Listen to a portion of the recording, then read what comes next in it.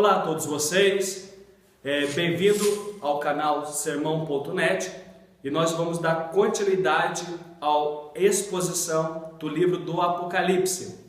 Começaremos no capítulo de número 2. Entretanto, só recapitulando o capítulo de número 1, nós aprendemos no capítulo número 1 sobre o tema desta mensagem, que é redenção. A redenção que fala de tudo aquilo que foi perdido por causa do pecado e foi restaurado, ou melhor dizendo, será restaurado. Os 3 acontecimentos da redenção para o futuro: primeiro, conversão da alma, ressurreição do corpo e a volta de Jesus redimindo esta terra. Podemos aprender que há uma promessa para aqueles que ouvem a mensagem e os que praticam, aqueles que obedecem a mensagem e os praticam. Isso no verso de número 3 do capítulo de número 1. Aprendemos quem Ele é. Jesus, quem Ele é? Ele é a fiel testemunha de Deus, primogênito dos mortos, governante da terra, alfa e ômega e eterno, sendo o primeiro e o derradeiro. E o que Ele fez? Ele nos amou, nos lavou de nossos pecados e fez reis e sacerdotes. E o que Ele fará? Ele voltará para os judeus e para os gentios. Jesus é o cordeiro que foi morto e reviveu e tem a chave da morte e do inferno.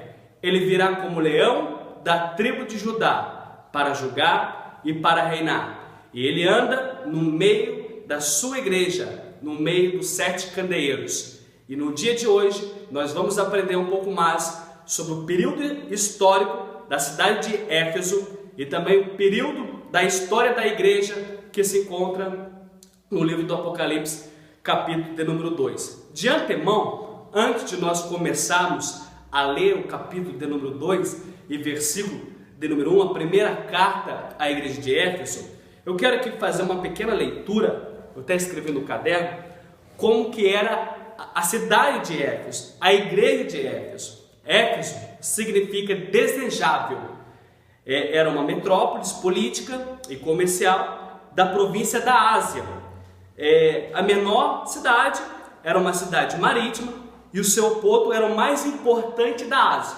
Então temos a cidade de Éfeso, que tinha o seu porto, uma das mais importantes da província da Ásia. E por esse motivo estava sempre em contato direto com pessoas, culturas de várias partes. Estava exposta também à influência do mundo por parte dos visitantes, que recebia vários lugares.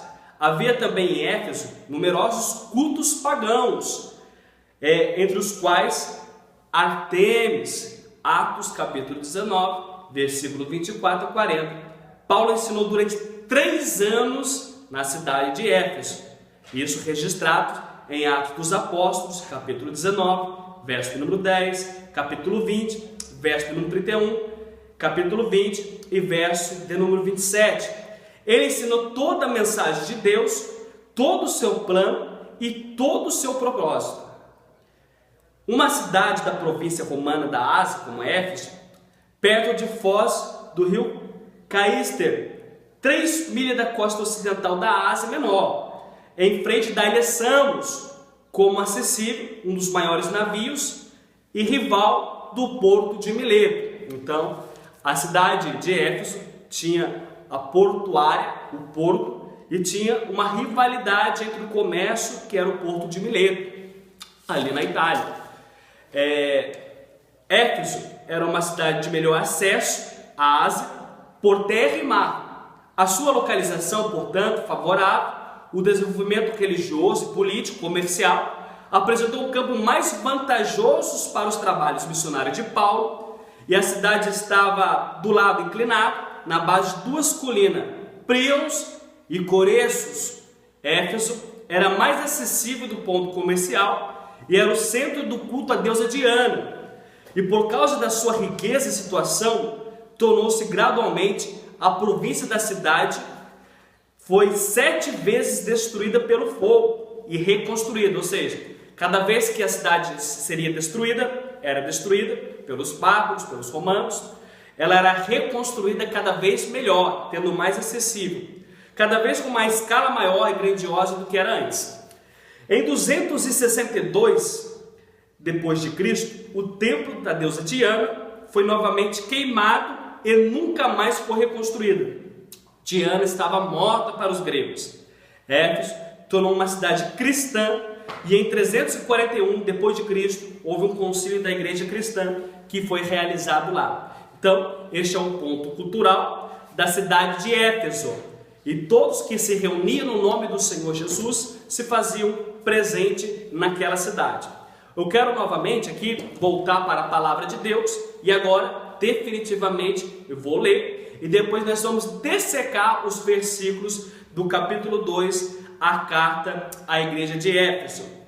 Capítulo 2 do Apocalipse diz assim: escreve ao anjo da igreja de Éfeso, isto diz, aquele que tem a sua destra e 7 estrelas que anda no meio dos 7 castiçais de ouro.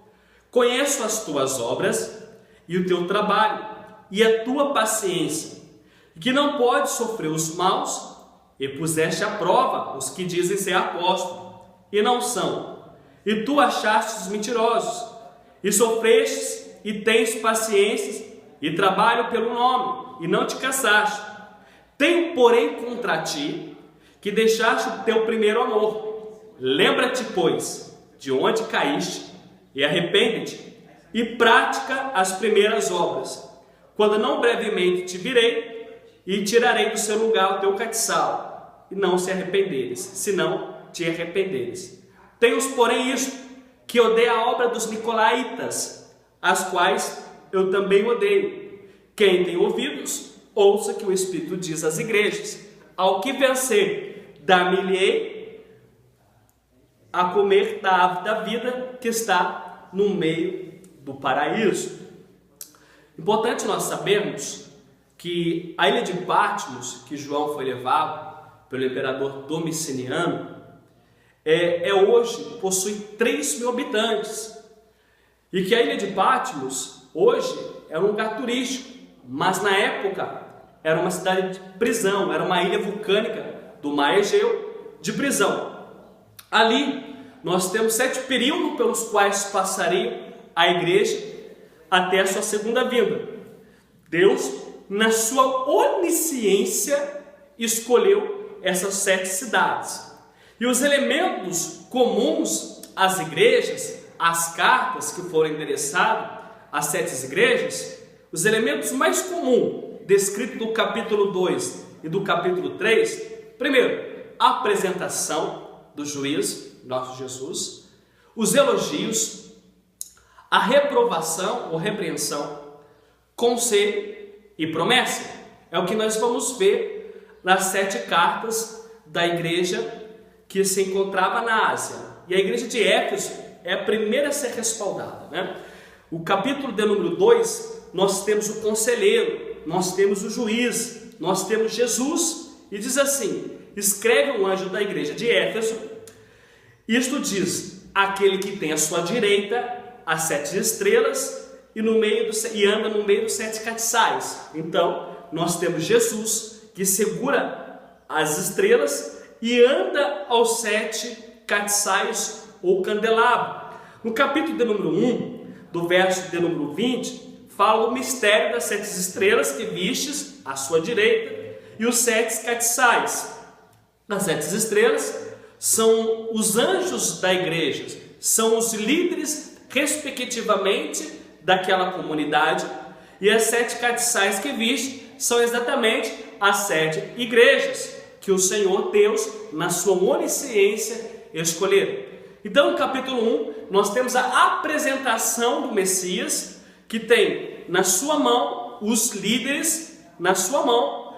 Deus assegura os seus líderes através de Jesus, e o próprio Jesus, no seu corpo glorificado, ele é o principal alvo, ele anda no meio da sua igreja. Todas as vezes, quando reunimos no nome do Senhor, cultuamos com culto racional a Deus, adorando, louvando o Senhor Jesus. Ele que é o dono da sua igreja, ele diz para Pedro: tu és Pedro, e sobre esta pedra edificarei a minha igreja, a igreja de Cristo, e as portas do Hades, do inferno, não prevalecerão contra ela. E no verso 18, ele que foi morto e reviveu, tem a chave da morte e do Hades, que é o inferno. Então Jesus ele se apresenta para a igreja de Éfeso, e nós temos aqui os primeiros elogios do verso de número 2, dividido em 4 seções. Primeiro, conheço as tuas obras e o teu trabalho e a tua paciência. A igreja de Éfeso, ela se encaixa no período da história da igreja, entre a crucificação e morte de Cristo, entre 31 ou 32, até o último apóstolo, que nesse caso, João, o apóstolo, no ano 100. Verdadeiramente, João não morreu na ilha de Pátio.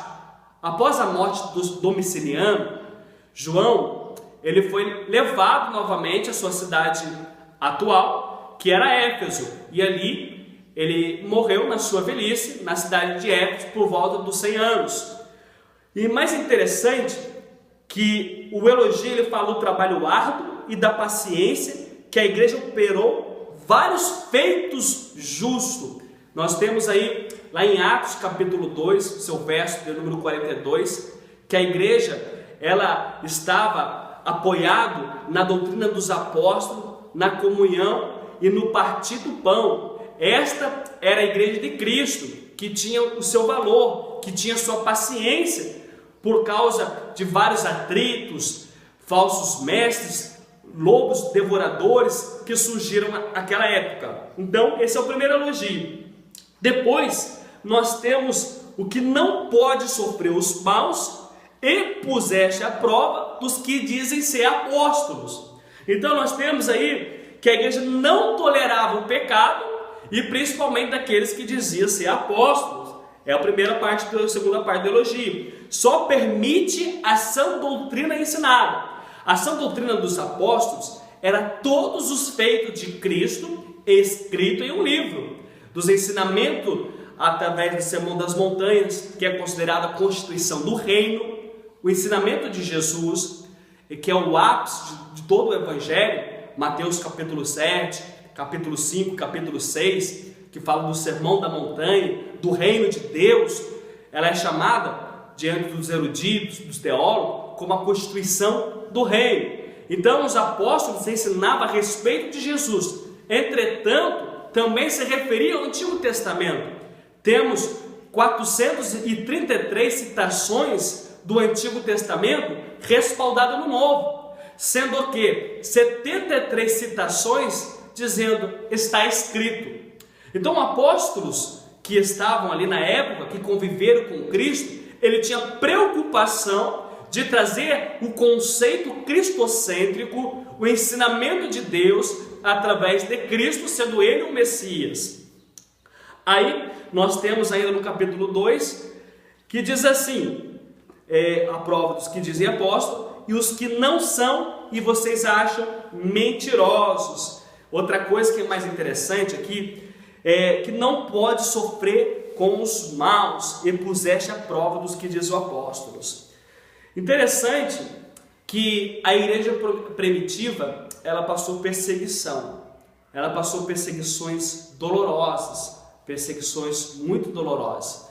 Mas antes de falar das perseguições dolorosas, que entra no verso de número 3, o verso de número 6, ela vai entoar também os que odeiam as práticas dos nicolaítas, os nicolaítas. Essas práticas é de uma seita que falava que a alma em si ela é boa e que as práticas da carne, as práticas carnais, não pode afetar a alma, ou seja, não tem consequência da salvação. Esta seita, ela veio de uma filosofia platônica que considerava a alma boa e a carne como matéria deste corpo má, e que a alma está presa a esta carne. É uma filosofia platônica que fala de uma alma incriada. e os apóstolos não aceitavam falsas doutrinas. A igreja primitiva não aceitava falsas doutrinas, porque ela tinha os respaldos dos apóstolos, dos ensinamentos. Por exemplo, Paulo, o compêndio teológico de Paulo, o resumo teológico de Paulo, são 3. Sois salvo pela graça, justificado pela fé e julgado pelas obras. Então a igreja primitiva, ela tinha os fundamentos dos profetas e dos apóstolos, sendo Cristo o alicerce fundamental, a pedra da esquina. Isso que nós temos que colocar em pauta. Cristo, ele é o fundamento da igreja. Cristo é a base do conhecer. Cristo é a base da nossa fé, da nossa salvação, e ele há de subjugar este mundo com a igreja. Então, eles tinham esse conceito de se livrar das falsas doutrinas. E em contrapartidas, esses nicolaítas pode se comparar com o poder clerical que veio surgindo na história da igreja, que trouxe para si doutrinas humanas ao ponto de deixar de lado a sã doutrina. A palavra de Deus vai nos dizer, Paulo alertando a Timóteo, disse: prega a tempo e fora de tempo. Lá em 2 Timóteo capítulo 4, verso de número 2, pregue a tempo e fora de tempo. Insta em pregar, mas com toda longanimidade e doutrina, porque virão os dias que não suportarão a sã doutrina, mas tendo coceira nos ouvidos, darão acesso a fábulas, a história, repudiando a verdade da palavra de Deus. Então, a igreja primitiva, ela era coerente na palavra de Deus. Era que nem os crentes bereanos. Toda a palavra que falava, citava entre os apóstolos, entre aquele que pregava a palavra de Deus, trazia o evangelho de Deus, eles conferiam na palavra do Senhor, na Bíblia. Esta é a questão de nós sempre conferirmos na palavra de Deus, se não há uma doutrina humana, se não há uma defasagem humana. Então, essa era a questão. Aí nós temos do verso de número 4, verso de número 3, a parte que eles sofreram por Jesus Cristo. E sofrestes e tem paciência, sofrestes e tens paciência, e trabalhaste pelo meu nome e não te cansaste. A igreja primitiva sofreu bastante, irmão, sofreu bastante. Surgiu por volta do ano 55, Nero, na sua idade de 17 anos, ele perseguiu a igreja. Foi uma época sombrio para a igreja, na época da perseguição de Nero, que começou com seus 17 anos de idade, um imperador que se iniciou no ano de 55. Nero foi um homem louco, Nero foi um homem violento, devasso, sanguinário, matou a sua própria mãe, mandou matar a sua própria mãe e até mesmo outros membros da sua família. 10 anos depois, no ano 64, no dia 17 de julho do ano 64, segundo os melhores historiadores, Nero, querendo construir uma Roma mais bela, na sua megalomania, ele colocou fogo em Roma. Ele subiu no alto de Messina, pegou sua lira e começou a tangê-la, olhando para a destruição de Roma. Roma ficou em chamas 7 noites e 6 dias, no dia 17 de julho até o 24 de julho do ano 64. A cidade estava totalmente destruída. Dos 14 bairros de Roma, 10 delas tinham sido destruídos, sendo que 4 bairros foi densamente destruída pelo fogo. Melhor dizendo, não foi destruída pelo fogo, mas judeus cristãos moravam ali. 4 bairros ficaram ali, os cristãos. Uma delas é Pela. Então, ele observando que o fogo foi sitiado em 10 bairros de Roma, 4 delas não atingiu, ele teve um pensamento brutal, ele teve uma decisão brutal, acusar os cristãos de ter sitiado fogo em Roma. E por volta disso, segundo os historiadores, não faltou madeira, melhor dizendo, faltou madeira para a crucificação que era feita dos cristãos. Era tomada, marcada em postos cristãos, era coberto de piche e era colocado incêndios. Eles eram vistos em chamas humanas durante a noite para iluminar o castelo aonde que estava localizado o imperador Nero. Então Nero, ele praticou essa atrocidade. Nero foi um homem bizarro e a igreja foi perseguida a partir de Nero. Depois vieram outros imperadores. 2 anos mais tarde, houve uma grande rebelião no ano 66, entre que os judeus ali em Israel tinham uma sinagoga, e nessa sinagoga judaica havia sido profanado, ali na Cesareia Marítima, e os zelotes, que nunca foram a favor de Roma, do governo de Roma, se rebelaram. Então eles mandaram Tito para controlar essa rebelião. 2 anos depois, no ano 68, o Senado depôs o imperador Nero, e por causa disso, Nero tinha que retirar a sua vida.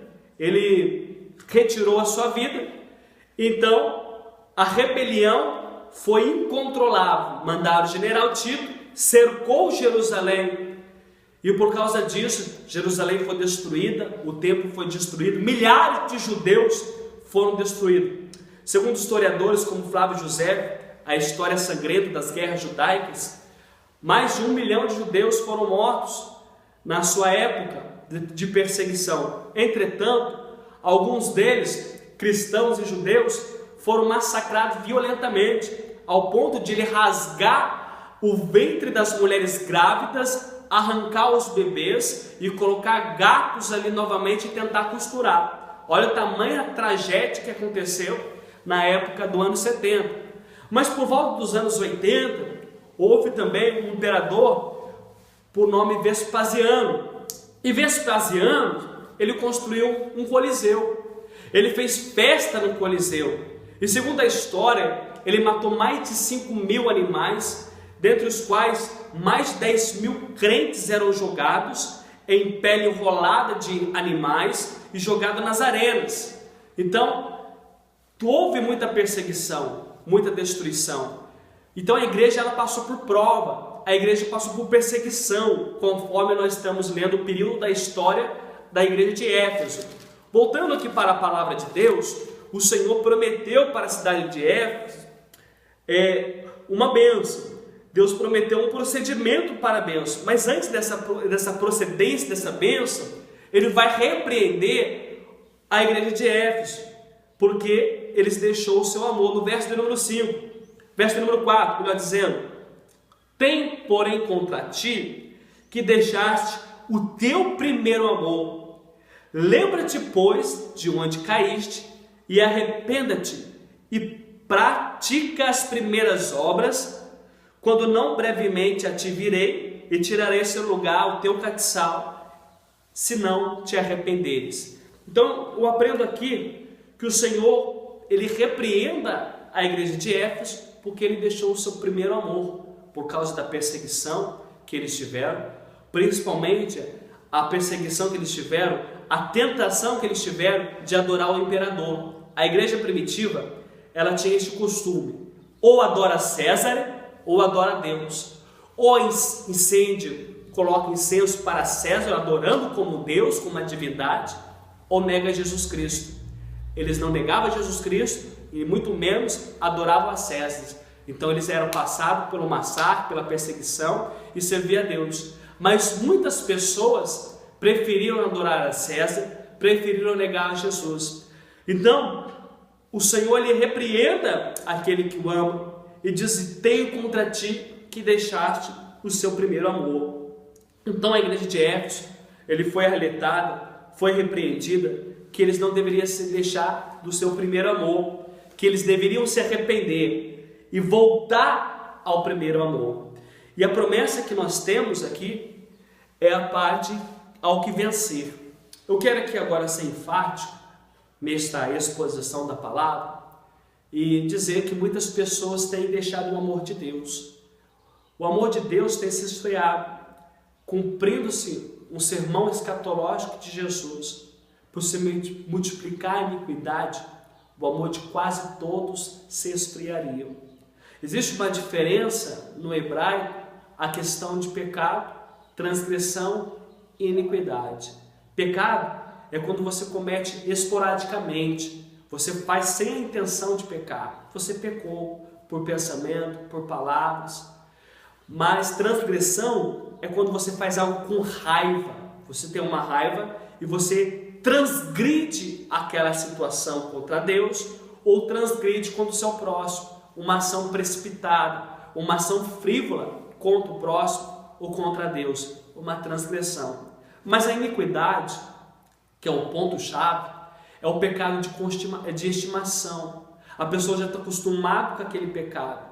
A pessoa já está acostumada, a sua consciência não condena mais, porque a pessoa adotou aquela iniquidade. Então, por se multiplicar a iniquidade, o amor de quase todos tem se esfriado. A igreja tem se esfriado. Não é a questão que dessa exposição, mas um dos princípios das bases pilares é a fé. Romanos 1,17, crescer em fé e fé.